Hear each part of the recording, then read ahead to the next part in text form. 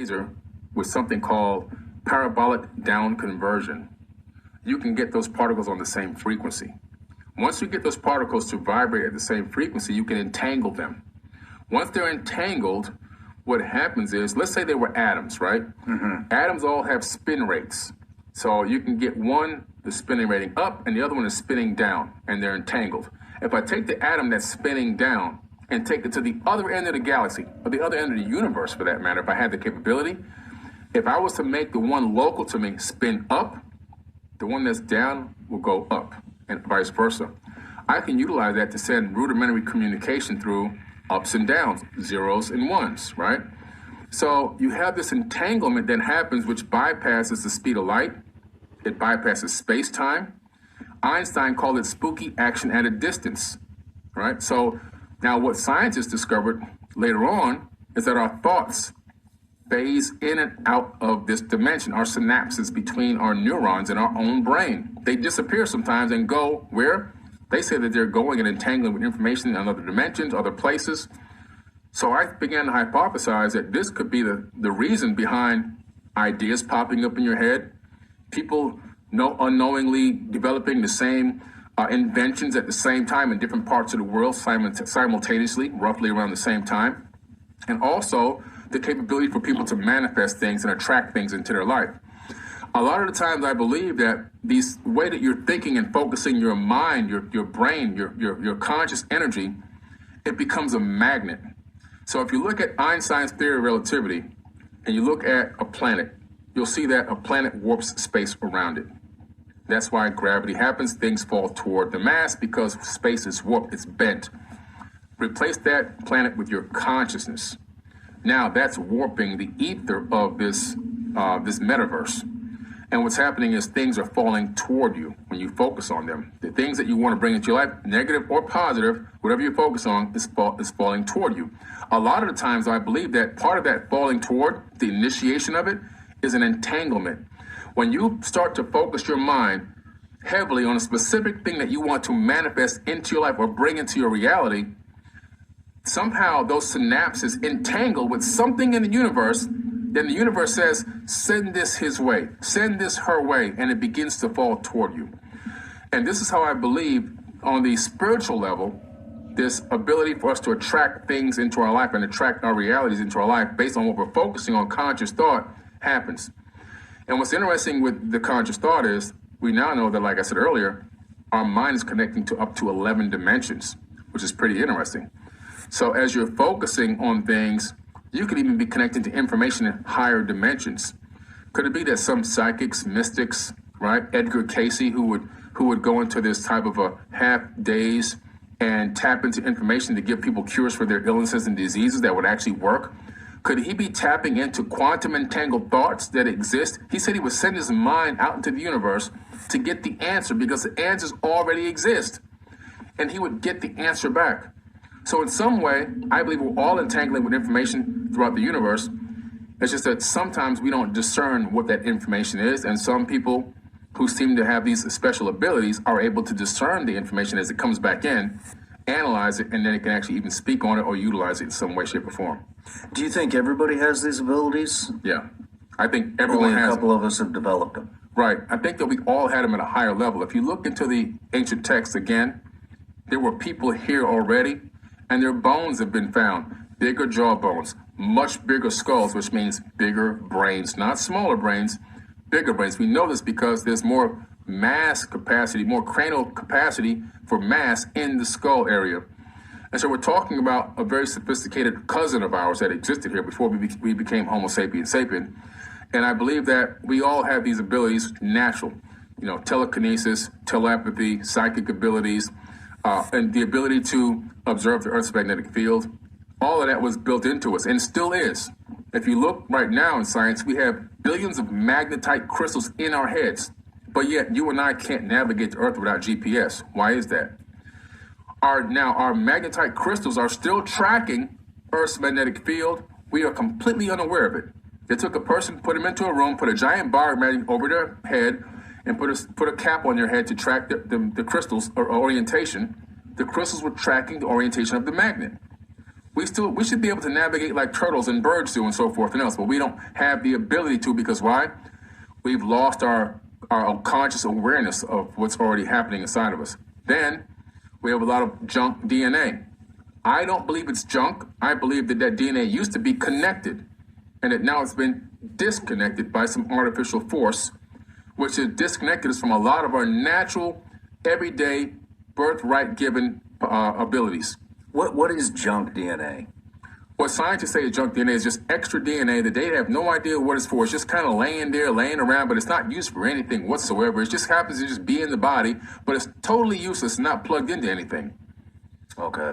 But in my opinion, it's supposed to be plugged into something. It's supposed to be connected. It's supposed to be active. And, we know that DNA is a storage medium of information. A scientist named George Church took his ebook, which was, I forget how many pages it was, a few hundred pages, even multimedia stuff in the book. He then transmitted that book from a computer onto DNA. I wanna go outside again. I wanna sit with my clothes down in Walmart Plus members. And then he was able to transmit it back from the DNA back up to the server again into the book. He replicated and then 80 billion times the book. He replicated on his computer 80 billion times and then put it on the DNA and it fit in one drop. 1 gram of DNA can hold over 433 petabytes of data. So they said, wait a minute, this is crazy. So Microsoft started experimenting with this too. So they were able to take data, zeros and ones, convert it into A's, C's, T's, and G's, which is what read-write is on our DNA, and then put the data in a volume on DNA, and then take the data from the DNA and move it back from A's, C's, T's, and G's into zeros and ones and put it back on another computer. So now they have made a working DNA hard drive, which now you can store immense amount of information. They estimate that one human body can store 13.5 billion years of data. Wow. And how old is the universe? I have no idea. 13.5 billion years. Everything that exists, everything that's happened since the beginning of time is stored inside of your individual body and mine as well. Whoa. Yeah. I don't even know what to say to that. It's massive. We're a walking universal library. We are the way for the universe to figure out and explore the third dimension and understand what it's like to be and live in the third dimension as every individual living thing. And we're all connected through this quantum entanglement. Every single thing that exists is all connected, still connected. Space is an illusion. Distance is an illusion. Separation is all an illusion. What do you mean it's an illusion? We appear to be sitting in two separate chairs with a space in between us. Mm-hmm. But we're all atoms on an energetic grid that's connected and has always been connected. So the space in between us appears to be a distance, but if you go on the quantum level, you discover that we're both local. We're still in the same position, which is the original position. This entire universe is made up of a complete holography. We're living in a fractal holographic matrix, a matrix of light. And it doesn't take away from there being a creator, because what I'm telling you about is the method used of this to make this creation. The method is a fractal holographic matrix, a matrix of light. Quantum physicists will tell you that a human being exists both as a wave of light and also solid matter. And they got the first image of a wave converting into solid matter on a special type of camera. This is in physics.org. So in wave particle duality, they discovered that everything in the entire universe exists first as waves of light until a conscious observer interacts with it, and then it collapses. This is hard to wrap your mind around, but imagine this. We're sitting here. Your house, it exists as a wave of potentials, not your house. It's a wave of light. Now, the construction technique of the stacking of those atoms that built your house has a specific resonant frequency, so no matter who looks at it, it always collapses into the same exact shape. But if nobody's looking, it's just a wave of potentials. Until you see it, when you bend the corner, it collapses back into a solid structure. This is now well-known, proven science due to the double slit experiment. If you look that up, you'll find out they took a microscopic box, they put a little gun inside that can shoot individual electrons through slits inside the box to hit the back wall. So the two slits here and they wanted these particles to hit the back wall to see if it was going to make a digital imprint on the back wall. Well, when they did this, when they looked, it was waves. So they said, wait a minute, how can there be a wave pattern on the back wall? We shot individual single electrons through the slits. There should be dot, dot, dot, dot, dot. I said, we got to look at this and see what's going on. So they put a camera in the box to see what was happening. When they looked, just looking, all of a sudden the electron said, oh, you're looking at me? Okay, I'm going to go back to being solid matter now. Dot, dot, dot, dot, dot. Took the camera away, waves. Put the camera back, dot, dot, dot, dot, dot. Oh, electrons are conscious. They are aware that they're being observed. And electrons orbit every atom in the universe, which means every atom is conscious. That means you think that you're sitting in a chair that's just made by man. We didn't make this chair. We stacked atoms. We stacked conscious atoms in a format that allowed us to sit on them. Everything is conscious. This chair is conscious. This suit is conscious. Everything is conscious because they're all made of atoms. And all we are ourselves are a stack of conscious atoms observing ourselves right now. You see? And so it gets really deep, man. I can go deeper and deeper, but it's pretty powerful stuff. Keep going. Keep going. So the benefit of knowing this, imagine teaching your kids that everything that exists is conscious. A rock, a blade of grass, your clothing, even your book bag is aware. It's conscious. Imagine teaching them how to respect conscious things, the level of respect they will have for their personal items, their bike, their clothing, their book bag, their schoolwork. Understanding and knowing that everything that they interact with, everything they touch or see has a level of consciousness imbued into it. Now you're training your kid to be a super conscious person that understands. If you're looking for a cellular service that has a super reliable network without paying those reliable brands, Stands like treat everything that exists, no matter whether we think man made it or it's natural, with respect and dignity. That's the depth of understanding that people need to get to. And when we can get to that level of understanding, wow. So if we're all, I mean, in which we are, I do understand. If we're all stacked atoms, Yeah. stacked conscious atoms, Yeah. what holds us together? Electromagnetic forces. That's what holds us together. You don't touch anything. So I may look like I'm touching this chair right now, right? I'm not actually touching the chair. You actually never touch anything. The repulsion of the electromagnetic frequency orbiting the electrons and atoms in my hand are repelling the ones inside the chair, creating a repulsive force, not allowing my hand to pass through the chair. Because honestly, atoms are 99.999% empty space. And so what that means is atoms are mostly empty. There's nothing there. The only thing we have is these electromagnetic fields that give us the illusion of separation and solidity. And so if I can obtain the atomic frequency of the vibration of the atoms in this chair and make my hand match that frequency, I would pass my hand right through the chair like it didn't even exist. So there's probably people, beings, maybe on other planets or maybe even here now, that have learned this technique.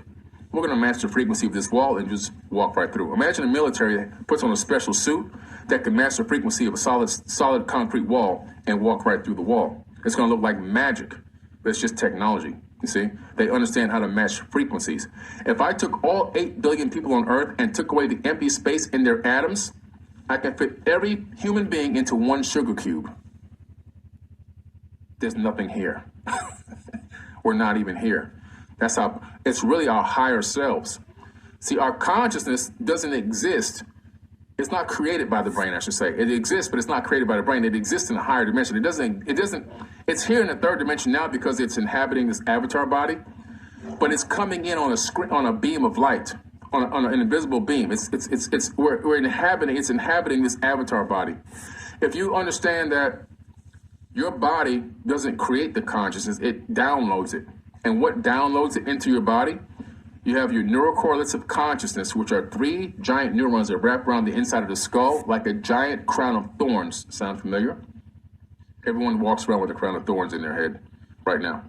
And then you have your neocortex in the front, which is for spatial and higher reasoning. And then you have your magnetite crystals. And so those 3 things together harness and hold in the frequency that is you, that is saying, this is who I am. And it allows you to inhabit temporally, this avatar body until this avatar body gives out and ceases to operate and exist because of entropy, and releases that spirit energy back into the source, where it will then be recycled once again somewhere else. And so this the understanding of this is just so powerful, because you got to understand that you are already eternal. We're already eternal beings. We're when you talk to yourself, you're talking to your higher self from a higher dimension. You're speaking to yourself in another realm. We are all supernatural, eternal beings. A lot of people are trying to fight to become eternal, but we already are eternal. We've already been here for eons and eons. There could be people that you know that look like kids that are ancient. And there also can be people that are older people that are newborn babies, spiritually. Could be their first time arriving here in this energy format. You're talking about old souls. Old souls, right. Exactly, old souls. There could be a kid that could be ancient, could be eons old. And there could be a lady that could be 70, that could be brand new. First cycle here, first time operating in this energy, in this spiritual energy, in this dimension. So it's a lot to grasp. I know I threw a lot at you at once, but it's such a huge story. I think it's really amazing. For me, it makes me feel more incredible. I feel like I'm part of something super massive and big. I don't think it makes me feel small at all. I feel like because everything is connected, that everything is me and everything is you. If I'm talking to you, I'm really talking to myself. There's only one consciousness that exists. Well, that was actually a question I wanted to ask you. Do you think that we share consciousness? Absolutely. Well, then, if we share consciousness, why is there good and evil? Why are there murderers? Why are there child rapists? Why do all these bad things happen? It's all aspect of one. So if you look even in the Bible, God says, I create the good and I create the evil. Do what I, saith the Lord. He says he creates the good and the evil. Not Satan. He said, I do this. Yin and yang, good and evil. Positive and negative. This is what permeates the entire universe. Do you think there's a way to tap into other, Hi, we're Visible, the wireless company that makes things visible. Get a one-line plan with unlimited data powered by Verizon's network, just $25 a month. Because you... Now I'm confused. Okay. So if we're all one consciousness, Yeah. how can we not tap into each other's consciousness? Or do you believe that we can? Like I just told you earlier, there's a way to hack into other people's minds. But let me explain it to you in this way. If you turn on the radio, you can tune into 99.1, 0.2, 0.3, 0.4, 0.5. You can change the channel. All those stations are coming from one source, right? A few miles away. And so you have to understand what has been done here. Everything we create is a fractal of what's on the largest scale, as above, so below. So what would a radio be universally? Okay, consciousness says, okay, I want to see what it's like to experience life in this third dimension as everything that can possibly exist in every format. So I'm going to transmit out these frequencies. 99.1, Billy Carson. 99.2, you. 99.3, Jane Doe. 99.4, so forth and so on. And so these frequencies are encapsulated in our bodies, but they're coming from one source.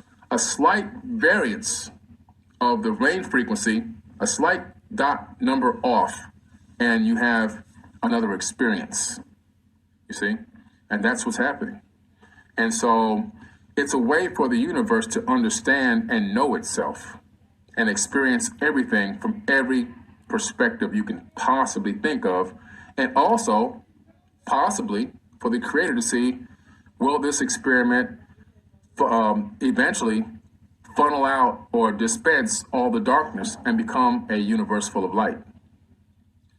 Could this be a grand experiment? It's very possible as well. Are you getting into we're living in a simulation? I believe that we're living in a simulation. I don't understand it. I don't understand when people say we're living in a simulation. I have no idea what they're talking about. So if you understand that we're still talking about a creation, right? So we believe, most people believe that we're living in a created universe. I happen to believe so because when I look at the science, the quantum physics proves to me that someone or something created this. This isn't just pop up out of the blue and just, hey, here we are. There's a universe with people in it. So if you look at the quantum physics and what's been done recently in laboratories, scientists were able to do something incredible. They created an eighth dimensional quasi-crystal. Now, this eighth dimensional quasi-crystal, it gave them a glimpse into understanding the third dimension, and this is how. When they positioned it in a particular angle, it created, excuse me, when they positioned it in a particular angle, it created something called a fourth dimensional quasi-crystal. And when they positioned the fourth dimensional quasi-crystal in a particular angle, it cast a shadow of a sphere. And the sphere is our universe. So they discovered that we are living in the shadow of a higher dimension.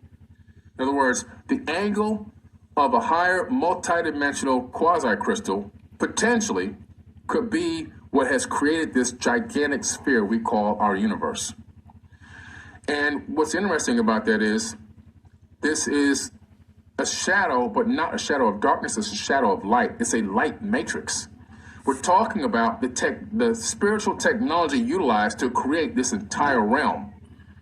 This entire realm was created with some type of spiritual technology, and this technology is so incredible. It's imbued with divine matter, divine wisdom, divine knowledge, but it's also imbued with darkness.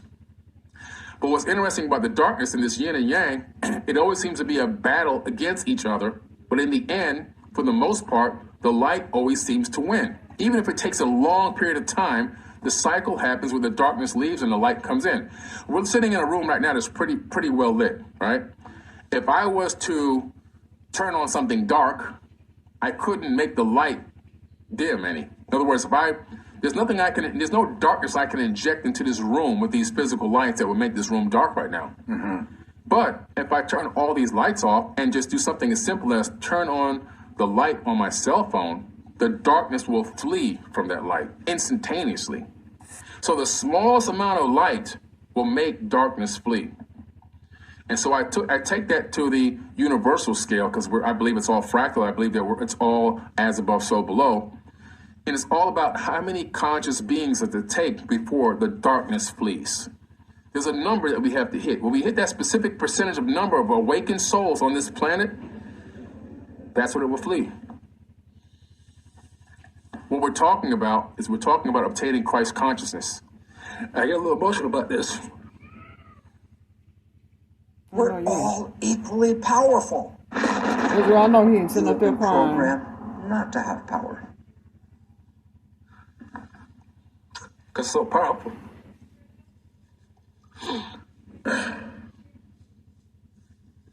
Sorry.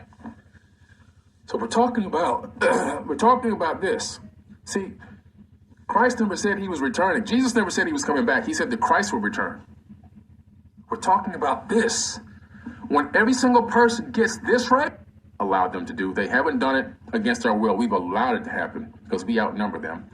And we got to take back control of who we are, what we are, and our true power, and realize we're here to complete a mission. And the ultimate mission that we're here to complete is to bring heaven to earth.